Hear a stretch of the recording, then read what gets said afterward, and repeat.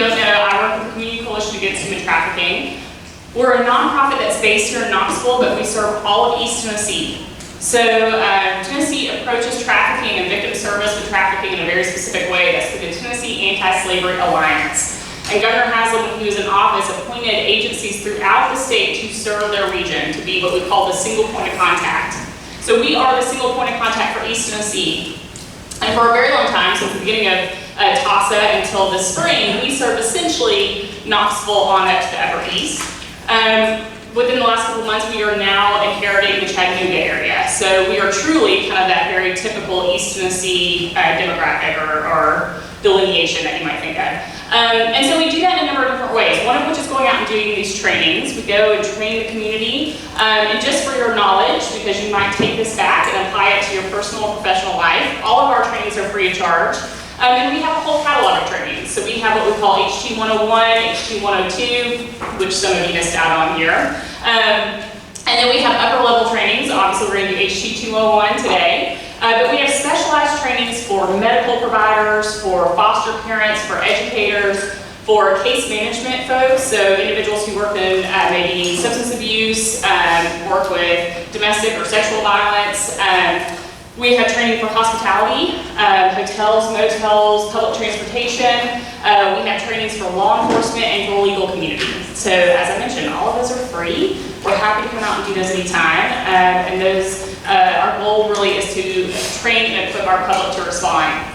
But then the opposite end, kind of what we do in our mission is our direct services. So we call our direct services program Grow Free Tennessee because we can't call our direct services program the Community Coalition Against Human Trafficking, right? It's identifying, it's stigmatizing, and it can be dangerous for an individual. So if they're receiving services from us or receiving services under Grow Free Tennessee, and you'll see those cards. I have Grow Free Tennessee cards here today that we hand out to individuals that we expect might need services from us. And so we have been serving individuals for a little over 4 years now. We serve males, we serve females, we serve minors, and we serve adults. Our youngest referral, I think, was 2. And then we've had victims who are in their 50s that we have served. So kind of runs the full spectrum. And we do some community case management. We also have an emergency shelter here in Knoxville that is open to adult females that we can house them on an emergency basis. And then we're going to be opening up more transitional housing options here in Knoxville relatively soon. So very important for our public to know because there's not a lot of those options out there, particularly for trafficking survivors.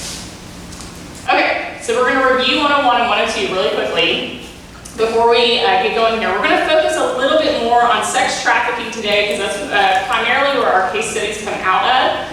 But what is our other form of human trafficking in Tennessee? Other than sex trafficking, what's our other one? Labor trafficking, there we go, right. So labor trafficking is our other form of human trafficking. I don't want to overlook that. Certainly happening here in East Tennessee, absolutely. We're just not focusing on that quite as much today. But we know with sex trafficking, this is really our litmus test, right? That separates it from other forms of sexual assault, the commercial sex act. So that's the component we're looking for when we are looking at a sexual crime and saying, is it sex trafficking or is it something else? So what do we mean when we say commercial sex act? Paid for, right? And it can be paid for with what? Anything, but let's get specific. Money, good. Food. Drugs, food, what else? Housing, absolutely. What else? Clothing, what else? Phones, luxury items, maybe, yeah. Or basic necessities, absolutely. What else? Potentially, in protection, you might see more of the coercion component. This is for somebody who's coming up to pay for sex, right? I want this X, Y, and Z, and here's what I'm going to pay you for that. So all of those things. What else could be offered? About employment opportunities. What about tuition? Right? What about medical care? Dental care? That exchange can look a number of different ways. And we always want to emphasize for our public at large that we have a really broad perspective for all of the ways that exchange can happen. Because obviously when we're learning about sex trafficking, we can say, well, $50 for X, Y, and Z, yeah, exchange happened, right? That's pretty much on the surface, pretty blatant. But if the exchange is an agreement between two families that's been in place for years and years and years and years, and the exchange is a cut in rent, right? and maybe the exchange doesn't even happen at the same time that the sex act happens, does that become a little bit more difficult to detect? Absolutely it does, right? And that's how a lot of these cases have been on our radar, but have not been identified as human trafficking for a very, very long time. So we'll talk about that in some specifics here in a bit, but one of the things that kind of separates what we would consider a true voluntary commercial sex worker from a victim of sex trafficking is essentially this last component here. This is kind of what we call on a federal level the force, fraud, or coercion component, right? So if an individual is being forced or coerced into engaging in a commercial sex act by a third party, that's what creates that victimization of sex trafficking. So we always want to address this issue, and I apologize for those of you who have sat through this before because you've probably heard it ad nauseum, but we are constantly battling an ever-present urban legend. And that urban legend is my sister's best friend's neighbor was shopping at TJ Maxx this weekend, and these guys were following her around and taking pictures of her, and she got really uncomfortable, and she slipped out the side door, but she saw them getting in a big white van. She almost got sex trafficked. Everyone beware, sex traffickers are on the prowl. Anybody ever seen that on Facebook or some variation of that on Facebook, right? That is a fun story to tell, and that it's kind of exciting, and you're also insulated from the danger, right? Because then you know, well, to protect myself from sex trafficking, I just don't go to TJ Maxx. Or I pay attention if somebody's, taking creepy pictures. Or I avoid white vans in parking lots. That's pretty easy. That's an easy way to protect myself from this issue. And I will say, I don't doubt, for those who have kind of seen this generation of an urban legend going on, I don't doubt that there was some incident that happened that's made someone uncomfortable. Like all urban legends, there's probably a little bit of truth in there. Somebody did something creepy, inappropriate, uncomfortable. Somebody felt weird about what was happening. But the reality of that is sex trafficking is slim to none. We always jokingly kind of say, because we have a weird sense of humor, if those were sex traffickers, they're the worst sex traffickers in the history of sex trafficking. They are very, very terrible at their job, and they are not the sex traffickers we need to be worried about in our community. Because what they're doing is so obvious, it's so overt, that everybody, the general public, can recognize it, can respond to it, and warn everyone else, right? When in reality, this crime flies under the radar, it's happening in plain sight every single day, and it's actually very, very difficult to detect. The more that we learn about it, I mentioned we have a whole training, especially for medical folks, because we know there is a good chance that a nurse, a doctor, could be having a victim of sex trafficking in their exam room for an extended period of time and be talking to them about very personal questions and still not detect that that individual is being victimized. That's how hard it is to detect. It takes a lot of work, a lot of digging. And so we kind of want to have a good understanding of how this is playing out. How is this possibly happening in plain sight? Why is it so difficult to detect? And one of the big reasons is because the way that an individual is being controlled or coerced or forced into doing these things is not obvious.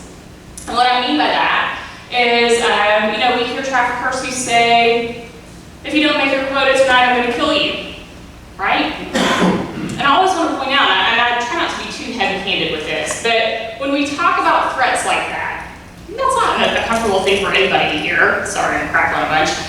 Nobody wants to hear that. But when you are talking about an individual who can grab your throat in a way that blacks you out in 45 seconds, and he's done it again and again and again and again, and he's brought you to the brink of death over and over and over again. You know exactly what it feels like. You know exactly how your head's going to spin afterwards. You know exactly what the headache's going to feel like when you regain consciousness. When he says, I'm going to kill you, it means something a little bit different, right? I can immediately anticipate what that's going to feel like. That is a legitimate threat. So other threats might be, I'll kill your grandmother. I know she lives out in the middle of nowhere, and I know that she's disabled. I'll take care of her, right? If you don't do this tonight, I'm going to take your little sister and she'll meet your quota for you, right? If you don't meet your quota, I'm going to take those videos, those photographs that I have of you and send them to every college that you've applied to. Your life's going to be ruined. Good luck moving past that. If you don't do this tonight, I'm going to call the cops. You're on probation. And you're high as a kite. That's immediately, you're going back to jail tonight. Those are the threats that we see, and they are legitimate threats. They are threats that, from a community standpoint, we can't tell that victim, well, don't listen to him. Don't worry about that, right? And they are paralyzing. They truly silence victims so that when the victim is out in public and she engages you or I, or she checks into a hotel, or maybe even when the cops show up, she's not saying, hey, I'm a victim. Help me, right? Because first of all, even if she does that, the response might not be that helpful. What if you have a public that's not informed, right? I always walk people through this. Try to be honest with yourself, and if it's not you, think about the public at large. It's Friday, we're all gonna clock out here in a little bit, we go out to have a good dinner, maybe go down to Market Square, we're relaxing, we finish dinner, we come out, and there's a strung out, rough looking girl who runs up to us as we walk out of the restaurant. Says, you have to help me, I need help. What is the majority of the public gonna do? Ignore her, right? Walk the other way. Not engage, or maybe be very polite. Sorry, I can't help you right now. I don't have any cash on me. But even those of us who are helpers, and I know we have helpers in the room, what are helpers going to do? 10 o'clock tonight, you engage that individual on the sidewalk. What do? Call you. Yeah, right. Here's my personal cell phone. No, please don't do that. What do you do, right? That's tough. You call 911. That means law enforcement response. Let's hope that law enforcement is trauma informed, right? Because there's a chance if law enforcement responds, she's high, she's strung out, she's bothering people out in public. What's one option that can happen when law enforcement responds? Send her to jail. She gets arrested, right? She gets arrested. So my point is, oftentimes from a 10,000 foot view, we look at this issue and we think, gosh, well, I would be willing to help. Why don't they just tell me that they need help? Why would they let the cycle go on and on and on? The reality is the logistics of helping is actually very, very difficult. It's a very dangerous crime. It's a very lethal crime. And our society at large is ill-equipped to respond immediately to these issues. I will say, we'll talk about some minors pretty soon. It's really, really important that we always keep in mind, with minors, we don't have to show the force, fraud, or coercion component, right? Because minors can't legally consent to sexual activity. This is very important because it's going to affect our disclosures. It also affects the grooming process. It is not uncommon for traffickers who are trafficking minors to convince them, to brainwash them into thinking this is what you want to do. Your complicitness. I'm going to take off this earring if you guys can handle that for a second. This is going to keep rattling. Let's see if this works. So we see that pretty regularly. And so when we hear disclosures from minors, the minor is not saying, hey, I'm being trafficked. That's my trafficker picking me up. What is the minor referring to him as? My boyfriend, right? Maybe my friend, my sister, my cousin. This is a person who has a relationship with that minor. So it affects our disclosures. Okay, so who's at risk? The reality is anyone with a vulnerability has the potential for being trafficked, right? This is all about exploiting vulnerabilities. So I know what it is that you're needing. So for a minor, it can be all the way down to the basics of I need to be seen, I need to be loved, I need to be validated, I need to be heard. Those are all legitimate needs, right? And there's a lot of teenagers who have those needs. And so if the trafficker can come in and fill those needs, it creates the opportunity to build a relationship, right? To create a traumatic bond with that child. But there might be an economic vulnerability, there might be an intellectual vulnerability. There's all different types of vulnerabilities that have the potential for being exploited. We do know it is very high reward, very low risk for traffickers. So this is a criminal activity that they can make close to the most money in, right? Trafficking humans is just below trafficking drugs on a global scale as far as global profits go. But their risk is much, much lower than it is if they're trafficking drugs. So they can traffic a human with much less criminal justice consequences. We had a report from Polaris. I thought this was kind of interesting if anybody saw the news from yesterday. This is a statistic that came from Polaris, which is a national organization. They were talking with traffickers, and traffickers said, yeah, it's not uncommon for us to traffic an individual 20 to 40 times a day. And I'll be honest, I know that statistic, and I know that it came from a legitimate source. There's times that I say it, but even as I say it, I'm like, That seems like a lot. Anybody see the news story yesterday? Case in 2016, minor being trafficked here in Knoxville. They just arrested her trafficker, who was a female. That minor was trafficked 20 times a day in Knoxville, Tennessee. Right with the statistic, right? Right in line. Not that uncommon. So the warning signs and barriers, we're going to talk through some of these in a little bit through our case studies, but it's really important. One of the most important things that I tell people as they're wanting to look for this or apply their knowledge is first and foremost accepting that this is happening in your community. And I don't mean like scholastically, you know, like sitting here and saying, oh yeah, that's happening here in Knoxville. I mean like doing the for real gut checks. When you go out to eat tonight, when you're hanging out on the weekend, when you're trying to relax, accepting that there's a potential that you're going to intersect an individual who's being trafficked.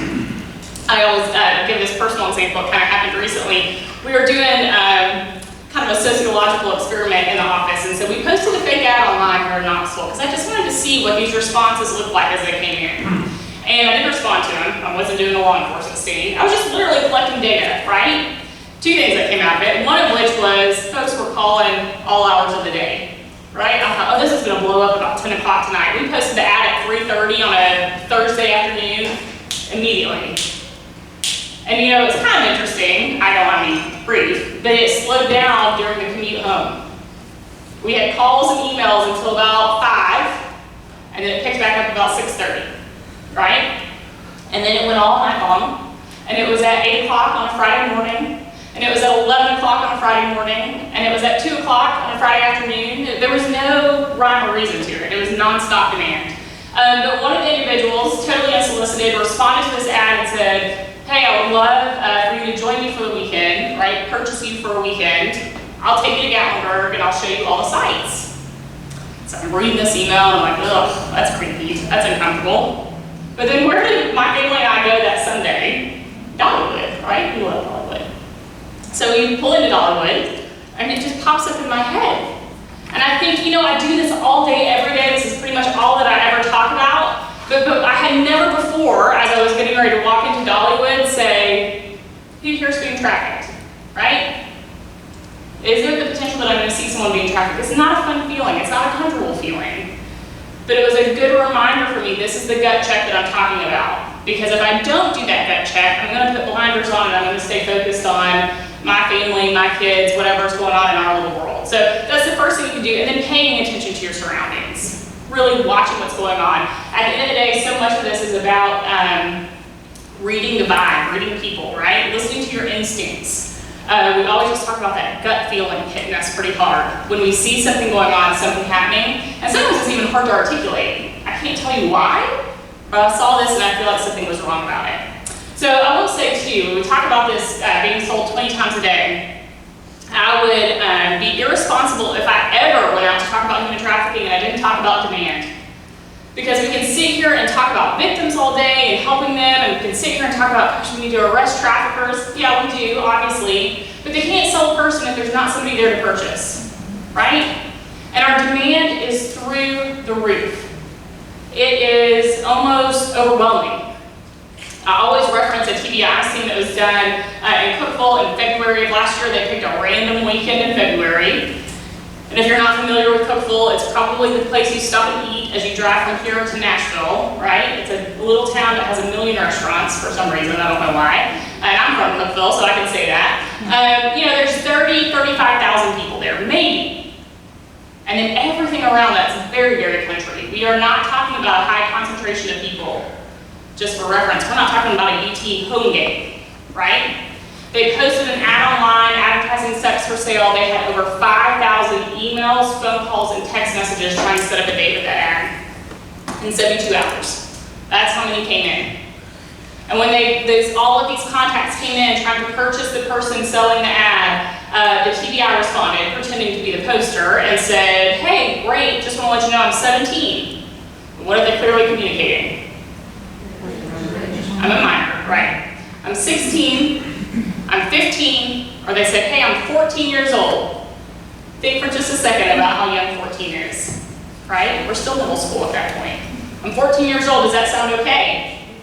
And they had close to 700 people in 72 hours ready, willing, able to purchase a kid for sex in Cookeville, Tennessee on a random February last year. And that is true of the stings everywhere we do across the state. But the important dynamic to that, not only are the numbers, the amount of individuals who are looking to purchase sex and looking to purchase sex from kids, is who these people are. Statistically, across the board, they are 40 to 60-year-old white males who are financially affluent. That has two factors to it, right? Two dynamics that come out of that statistic. First and foremost, it affects the ability for the victim to disclose and access resources. If you are a 19-year-old who is strung out, right? You're addicted to heroin.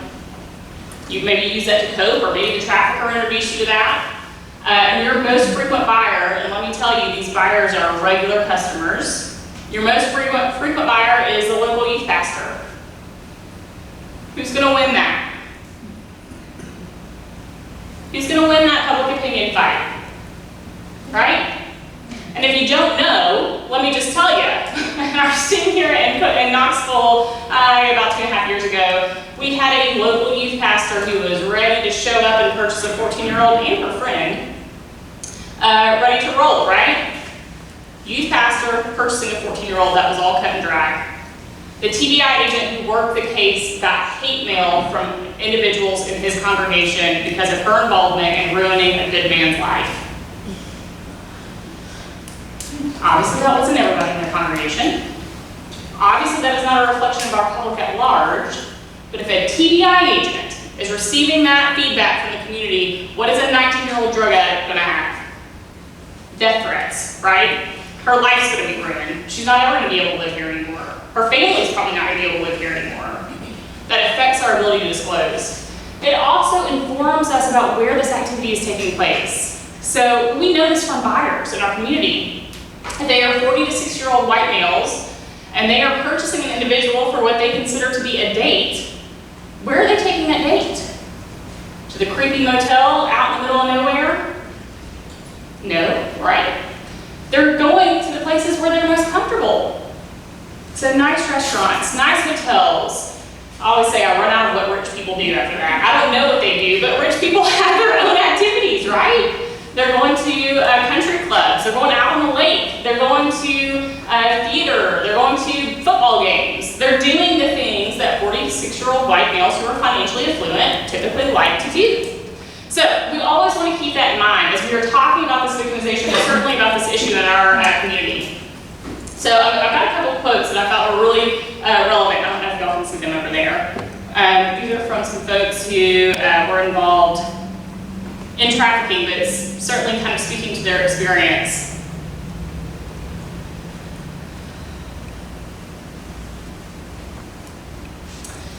And it's interesting, sometimes we'll hear from survivors, again, none of these, this is from a different study, none of these are the folks that we have worked with individually, but we'll hear from survivors who talk about being raped, and they separate that psychologically from what they're having to do 20 to 40 times a day otherwise.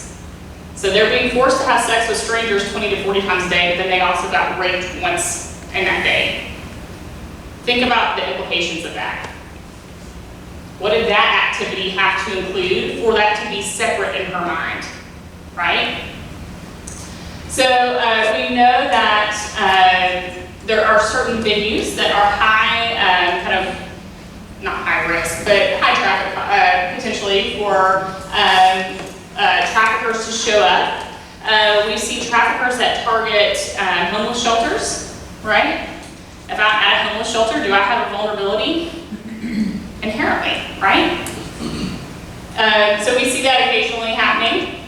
But it's also important to understand the most common form of sex trafficking in East Tennessee is familial trafficking. What does that mean? Mom or dad or brother or sister is a trafficker, right? In fact, it's pretty common for us to work with survivors who, if the trafficker was not in their family, they were in their immediate circle. They were somebody they knew their whole life. They were somebody who lived down the street. They were cousin's best friend. It's not the stranger danger activity oftentimes that we want to categorize it as. We do see a high rate of trafficking victims while being victimized end up with criminal charges. So for minors, we no longer charge juveniles with prostitution, but we used to, right? Still some states in the country that do. Wrap your head around the legal logic of that for just a second. We say with all other crimes, they can't legally consent to sexual activity, but they can be charged with prostitution. So we changed that, which is good.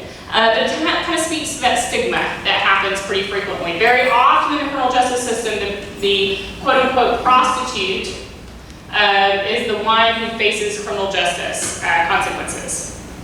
The significance behind that, one of the reasons we are so eager to change that is because when that happens, our community, us right here in this room, we are doing 90% of the trafficker's legwork for him. Because all he has to do is say, you're a prostitute, right? You're a whore, you're a slut, nobody's gonna help you, nobody cares about you, you are not someone that people are going to try to help, and if you try to ask for help, you're gonna end up facing consequences. I'm the only one who cares about you in this whole world, and you better stick with me. And she goes out and she gets arrested. And who comes to bond her out? He does, right? And what's the first thing he says as soon as he picks her up? Told you so. I told you so. I told you. So we back up everything that traffickers been saying, right? We as a community do that. And so we are working very, very kind of fervently to change that as quickly as we can. So where might you encounter someone experiencing human trafficking? I hope we already all know now it could be anywhere, right? There is not going to be, I wish I could tell you, well, that's a safe place. Trafficking never happens in this location. Does it happen in high schools? Absolutely. Does it happen in middle schools? Absolutely. Are there kids in elementary schools being trafficked? Absolutely. Happen at libraries, at public parks, sporting events? Absolutely it does. This is happening across the spectrum. So here's another quick quote.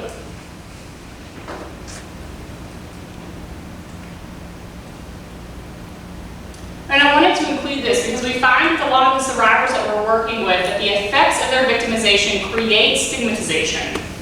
So now they're dealing with issues that in and of themselves can be stigmatizing from society, or just logistically stigmatizing in that this requires doctor's visits and medication and treatment that can make life more difficult, right? It can put obstacles in their life. And these are all oftentimes effects of the victimization that they've experienced. So when we talk about cases that involve minors, I mentioned earlier, oftentimes these cases have been in our criminal justice system, but they are responded to as abuse, sexual abuse, potentially rape or incest. I use this example, and I apologize again if you've been through this before, you probably heard this, but I think about a case that I dealt with as a prosecutor that was a 12-year-old who had a baby, right? 12-year-old shows up at the hospital, is in preterm labor, and we're responding to that from a criminal justice perspective. We're investigating that. Obviously, a crime has occurred. We find out that mom has let her boyfriend rape the 12-year-old. So we charge that, and we're moving it through the criminal justice system. The hospital is now working with a 12-year-old who does not have a support system anymore, right? Mom's out of the picture. Nobody else is there with that child in the hospital room other than a DCS caseworker that she just met. With a 12-year-old who's having preterm labor. And so then DCS is involved now too, right? And we're trying to figure out, does 12-year-old keep baby?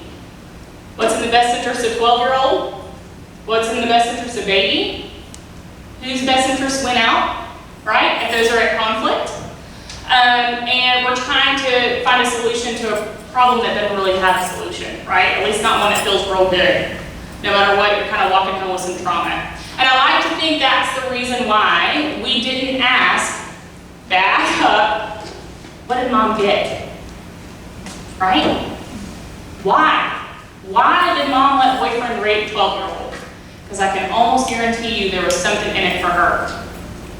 Drugs, rent, groceries, something was happening there. But we didn't even ask. We didn't even flip that rock over. Because we were so busy dealing with all of the trauma that came out of this victimization. And that's how these have kind of been hiding, again, in plain sight on a regular basis. So we mentioned earlier that traumatic bonding we see a lot of times with minors. We see it with adults as well. They oftentimes have a relationship, they have a connection to their trafficker. That is a legitimate relationship. It is not one from an outside perspective for us to say, well, that's crazy that you love that person. That individual has invested in them in some way that has created a true connection to them. And then the lasting impact, as we mentioned, kind of hit a bunch of different sectors of their life and can be very difficult to overcome. This is another quote that I thought was kind of pertinent to what a lot of victims potentially are facing. We know that substance abuse, right? We know that drug use is going to be a huge co-occurrence with this population. One, it's a great control mechanism. Hey, you're 14, you want to hang out, you want to party, try this, and we create a addiction opportunity. That's a great control mechanism. Then that bleeds over into now you're a criminal, right? So if you call law enforcement, if they respond, there's a good chance you're going to jail, at least for the drugs, if not something else. But it is an effective coping mechanism. So we talk about this a lot with the folks that we serve. It seems kind of counterintuitive, but sometimes it's really beneficial if we're talking with folks and they're talking about alcohol and they're talking about drugs, and we just are honest and we say they work, right? It's not healthy, it's not a good choice, but you can't deny that they are effective coping mechanisms. So we see, as I mentioned, a co-occurrence with that. There's going to be a lot of bleed over, and obviously those have consequences of themselves. So we see the deprivation can run the full gamut, and we talk about this when we talk about folks engaging survivors. If you are a medical professional and you've got a patient who's in the clinic and you think, I think something's going on here, I think there's potential they're being trafficked. If they are being trafficked, there is a high likelihood they are starving, they haven't slept, and they probably haven't had anything to drink in a long, long time, right? Those basic needs oftentimes are withheld. They're deprived from their basic needs. But this also can run the full kind of gamut of, we see moms who are deprived from access to their children by the trafficker, right? He has custody or physical control over them, and they know that they have to meet those expectations to be able to see their kids, to be able to hang out with their children. We do see, we're going to talk about it a little bit, you'll see some of the language here today, about quotas. So we talked about the traffickers being insulated from risk, and that they were able to almost do that completely by saying, you go out and make $1,500 tonight, and you better show back up or else. And so now while she is going out to make that quota, first and foremost, she looks like a what? Does she look like a victim? No, what does she look like? A prostitute, right? So is our community at large jumping to help her? No, we're ignoring her. Maybe calling the cops when she's showing up at our lobby. We're judging her, right? We are stigmatizing her while she is out there. But when this crime is kind of detected, it's oftentimes during the act, right? It's at the hotel or the motel or on the corner or whatever the case might be. So law enforcement roll up and they see the transaction, the buyer and the quote-unquote seller, right? Now that trafficker isn't even on site. So those two individuals are the only two who could potentially be facing criminal justice charges, right? For criminal charges to be coming out of. It's almost impossible for a law enforcement officer to pull up to that and be able to track all the way back to the trafficker. So they have some pretty intense insulation.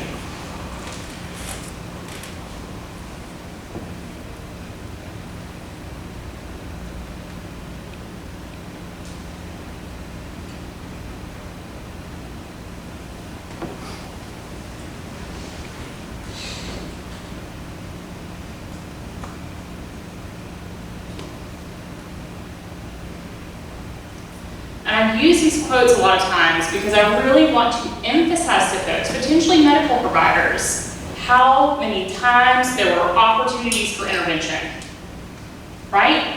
And it's not just medical providers, it's educators, it's foster parents, it's hotel employees, it's you and I sitting at a restaurant. There is all of this potential for intervention, that we are missing the opportunities. The bad side of that is not just missed opportunity for intervention. If we are not intervening from a medical standpoint, we're actually fueling the cycle right?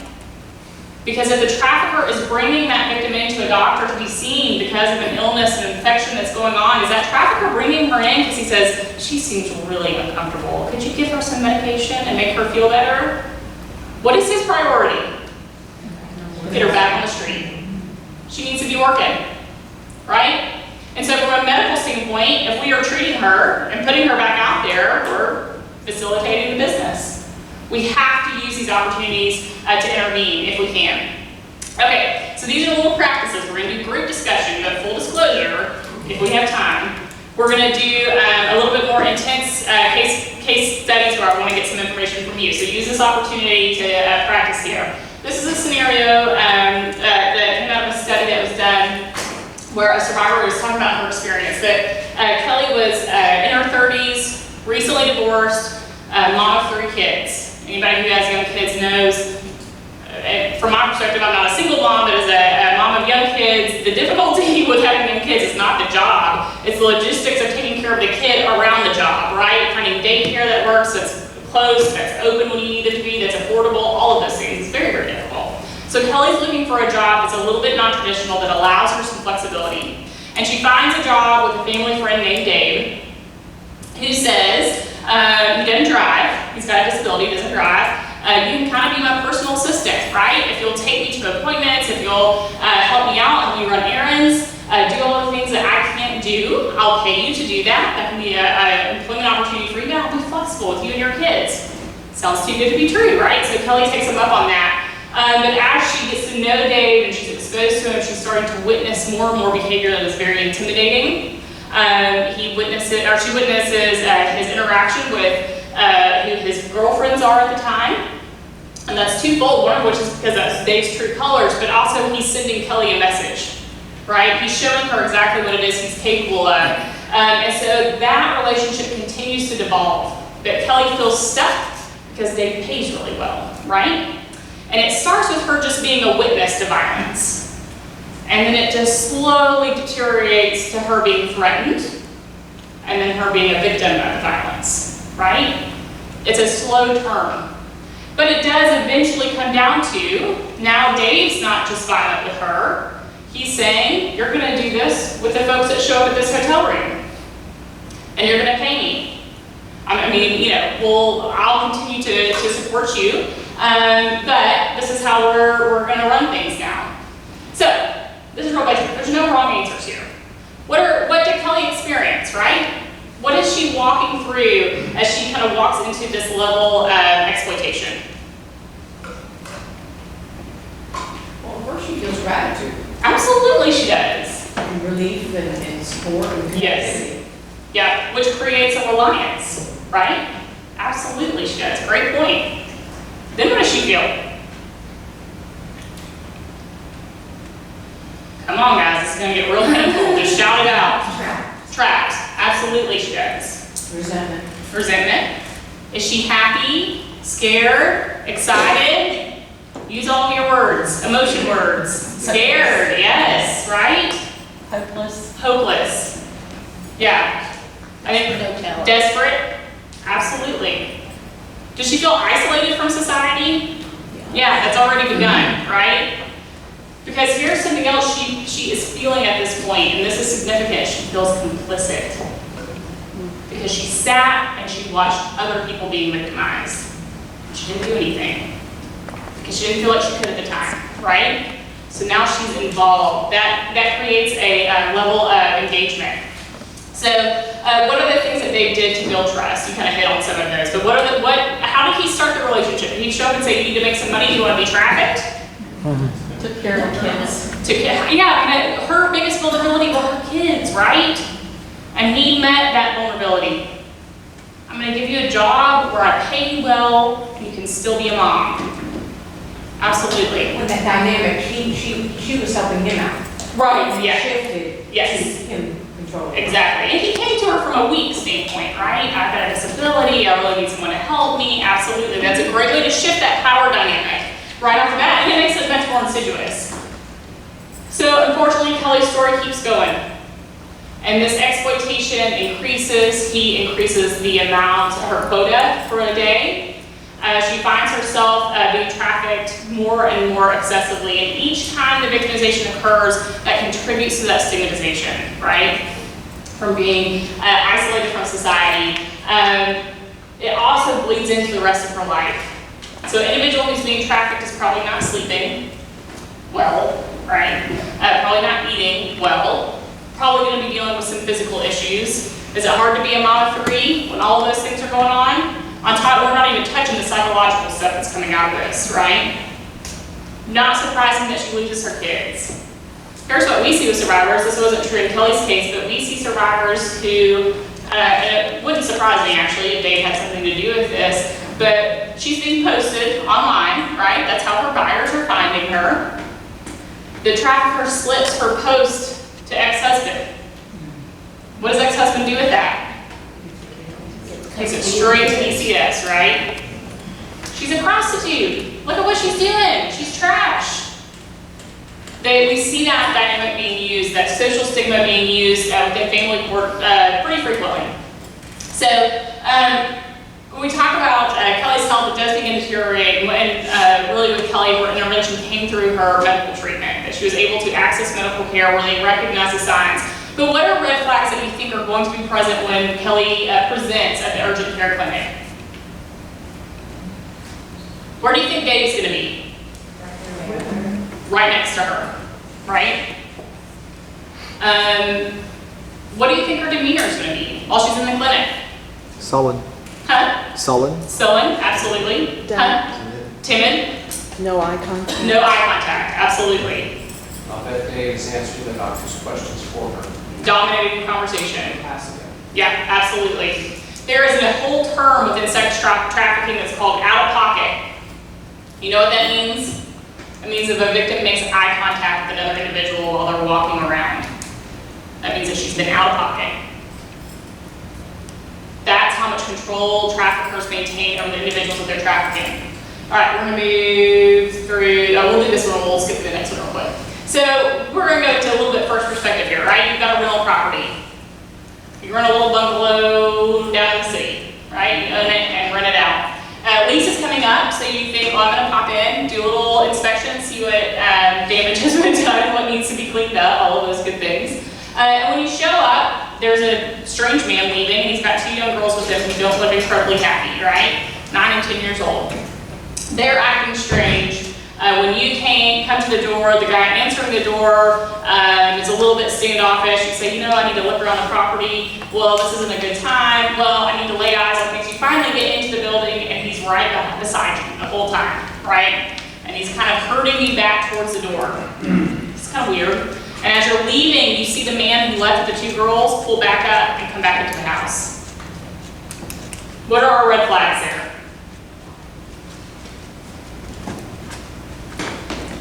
And keep in mind, red flags are not home runs that, oh, this is trafficking. But it's enough for us to be paying attention to what's going on. What's a red flag? The man leaving with the 2 kids. Why did we leave? What do we say? The man leaving with the 2 kids. Who is this, right? Obviously didn't look like they were his kids. Why did he come back? Absolutely. Are these kids school-age kids? Are they supposed to be in school, right? Is this a weekday? These are all things, the goal with this case study is to explain to you that the observation of trafficking can be this subtle. It can be this difficult to really detect what's happening. Would anybody walk out of this and feel like, oh, that felt good, right? That was fun. No, everybody is gonna walk out of this situation and think, oh, that was weird. That was uncomfortable. That was awkward. We need to be paying attention to those instincts and those gut reactions. Okay, we're going to move through this really quickly. We've talked about reasons they don't leave, and honestly, if we're at this point in the conversation, and if anybody in their head is saying, well, gosh, why don't they just leave? Just raise your hand, and we'll just exit you out of the room at this point, because I don't think you're getting it, right? The reality is, it's logistics, social stigmas, personal relationships, dynamic. There's a million reasons why they don't leave. And all of them are pretty legitimate, and all of them are pretty heavy-handed. This is a really difficult problem to solve, and each case is different. Okay, we're gonna come back to that in just a little bit. Let's do some case studies. I know that's a lot to read, But I'm gonna call on some folks, okay? So this table, actually these 3 tables, you guys can talk. You guys are gonna identify the red flags that are present, okay? These 3 tables, I want you to talk about what went well. What do you think was helpful? And then these 2 tables, I want you to talk about what could have been done differently. What could have been added, what else we could have done to change the scenario here, or to intervene.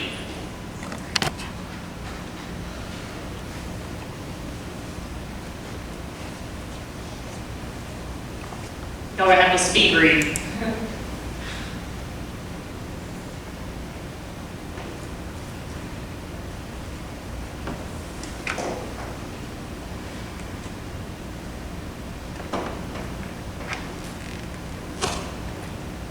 All right, over here, what are red flags? Not sure there's no eye contact. No. Only with a male telling her, but they don't say anything bush or. Yeah. Eye contact. Eye contact, no insurance. Her uncle's restricting her phone use. Absolutely. Yeah, absolutely. What are other red flags? Can't afford the medicine. Can't afford it. Because isn't she technically working? Yes. Right? Yeah, what else? Working 12 hours a day. Yeah. Her uncle's telling her that she can't afford her medicine. So we're seeing control dynamics there. Yeah, what else? All right, we'll open it up. You guys see any other red flags that we're missing here? Why is she with the uncle? Why is she with the uncle? Exactly. Keep in mind, red flags don't have to be home run, this is trafficking. But how many young girls grow up and think, gosh, I can't wait to go work for my uncle. It's gonna be great, right? That's And all access to cell phone, social media is restricted and controlled. right, absolutely. That doesn't sound ideal. 12 hours a day, absolutely. All right, really quickly here, what's something that went well? Talk to her privately. With my parent. Interpreter. Nurse was very observant. Mhm. Nurse is responding, absolutely, absolutely. Sounds like she's asked some questions, the nurse has asked Mhm. some questions. Absolutely. And one of the other red flags that we kind of bounced over here, but Uncle says she's never been seen before, right? She says she's had this prescription given to her before. That's a discrepancy. All right, what could have been done better? Could they bring a social worker in? So maybe they delay a little bit, see if we can get a social worker in to talk to her, potentially. Absolutely. What else could have been done? Ask her where she got the medicine before and check the pharmacy to see if she actually did. Yeah, potentially. Sort try to create some kind of track record. Absolutely. What else? Kept her overnight. I know, I was talking to some medical providers the other day. I was like, y'all speak your own language. You can say like, we're taking her up to get a PVC scan. And sounds good. You know, you can make anything up. Us in the general population have no idea. All of those things are valid. One of the reasons that we use this case example, and I do want you to walk away with this no matter what realm you're in or how you're intersecting individuals who are being trafficked. You hear me keep saying the word intervention. We do not say the word rescue. That is not appropriate. It is intervention. And what that intervention looks like is really easy and also really hard. It is a relational connection to the other individual.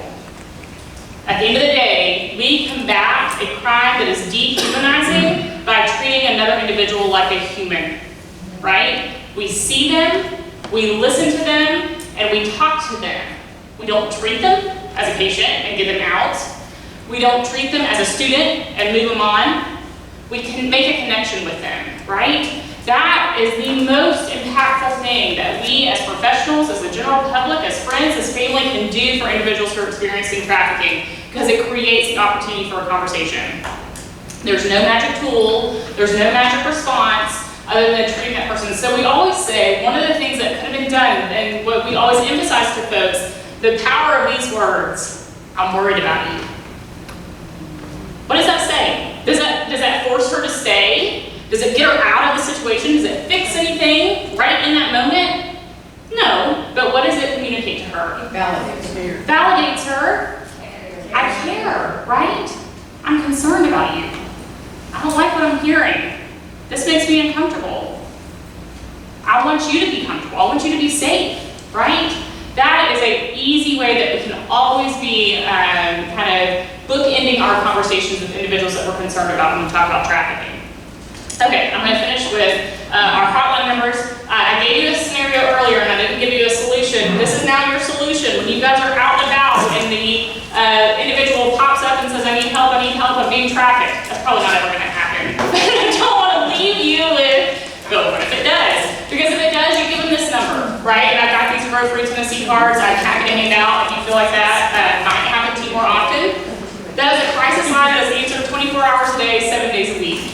So they can plug them into resources. If you are observing weird things, if you get those gut reactions when you're out in public or with folks you're working with, whatever the case might be, please call in and report it. That has so much value, first and foremost to that victim, because that's how we get eyes on the situation. But from a big picture, I don't mean to sound cold-hearted, it's valuable to us as a state for resources. We are leading the nation in our response to human trafficking. Tennessee is. That's kind of surprising and encouraging, right? But keep that in mind. We are leading the nation. We have one TBI agent to work all of the human trafficking cases in East Tennessee. We need resources, right? We need attention. We need to be able to respond to this on a systemic level. We need our public to respond. We need to know from you guys what you're seeing and where you're seeing it and why you're reporting it. Those are the most important things that you can call about. So that's very, very important, and it helps the cause from a big picture. So I think that's all I have. Am I under the time? Whew, 3 minutes to spare. I'll take one 3-minute question. No, did anybody have any questions? Yes. When you're saying that these ads are being posted online, where are they being posted? There's very specific websites I don't like to give a lot of airtime to, but yeah, there are. They're like, it's not like dark web crap, it's like No. so people can actually. No, it takes about 3 seconds to get there. Yeah. Usually back page came down and they just kind of scattered. Yeah.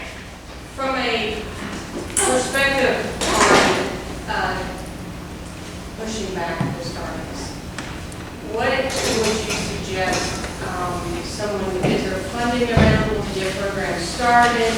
Who do we contact? I know that you guys are in place, but you can't do it all, right? So do we target the government officials in the area?